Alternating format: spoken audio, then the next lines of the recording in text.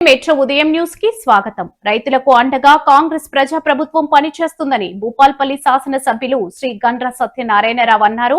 హనుమకొండలోని arts and science కళాశాల ఆవరణలో వ్యవసాయ శాఖ ఆధ్వర్యంలో ఏర్పాటు చేసిన ప్రజాపాలన ప్రగతి ప్రణాళిక కార్యక్రమంలో భాగంగా నిర్వహించిన రాష్ట్ర స్థాయి మెగా రైతు మేళ కార్యక్రమంలో ముఖ్య అతిథిగా కొండా సురేఖతో కలిసి మంత్రి తుమ్మల నాగేశ్వరరావు పాల్గొన్నారు.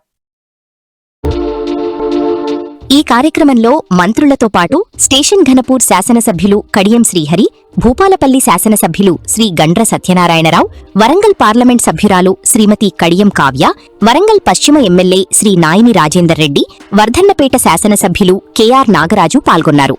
ఈ సందర్భంగా ఎమ్మెల్యే జిఎస్ఆర్ మాట్లాడుతూ రైతును రాజును చేయడమే కాంగ్రెస్ ప్రభుత్వ లక్ష్యమని తెలిపారు. ఈ కార్యక్రమంలో ఆయా జిల్లాల కలెక్టర్లు, కూడా చైర్మన్ ఇనుగాల వెంకట్రామిరెడ్డి, రాష్ట్ర మహిళా కాంగ్రెస్ పార్టీ అధ్యక్షురాలు ఎర్రవెల్లి స్వర్ణ తదితరులు పాల్గొన్నారు.